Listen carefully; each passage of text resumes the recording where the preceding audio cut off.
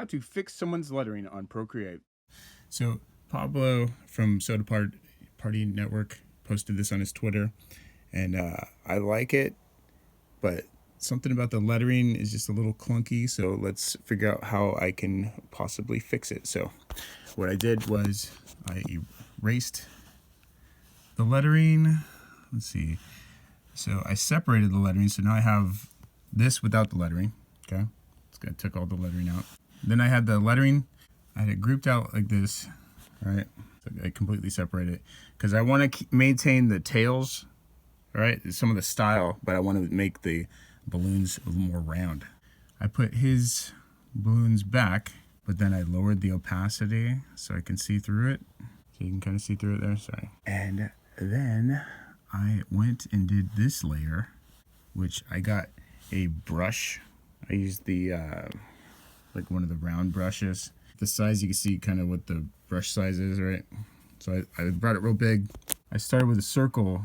So I did it with a circle, and then that way I can kind of go over it, and that way it keeps the circle of it, the circle shape. Then I can kind of like widen the balloon and make a circle.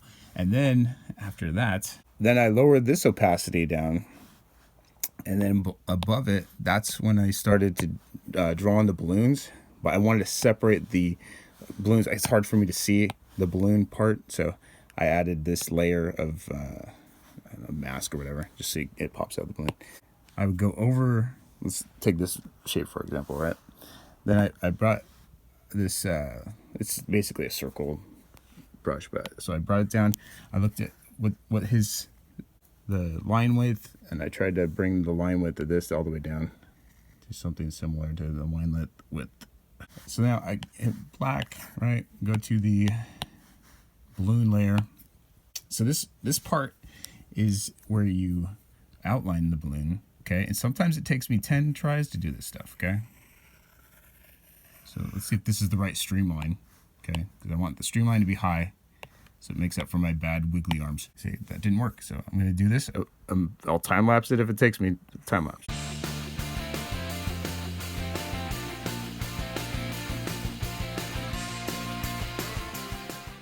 All right, that's kind of okay. So now I'm gonna make sure there's no gaps right here. That way I can drop in the white directly on there, right? Just drag that, hold that down until you see that. Then you can drag it right in there. Okay, so now I take his layer of his tails, right? I labeled it tails right there. Okay, and so now I'm bringing the tail of his balloon, like whatever tail I want to use. His tail I can put there, and that way I can keep the style of his tail with just a little straighter curve thing. And so now I would go back to black here on the same layer. So I don't have to mess with the too many layers here. So now I'm gonna go and I'm gonna trace this part. I'm gonna draw through, oh. So go back to the balloon layer. Okay, now I've got the black. Okay, now I'm gonna trace, I'm gonna go through the balloon,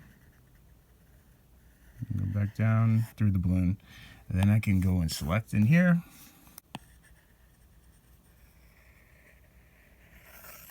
Get rid of that part.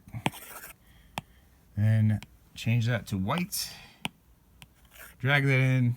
I'll tinker with his letters, make sure there's enough space in there, but that's what I've been doing for the lettering to, fix it. So it's good to whack the lettering on there, but then you can tinker with it later and make it look smooth. So there you go. So since I have the lettering layer separated, I can just select one lettering caption at a time, resize it to fit in the balloon. Gotta make sure you have a little bit of space around everything. The D's a little close, but it's probably doable. And just keep doing that.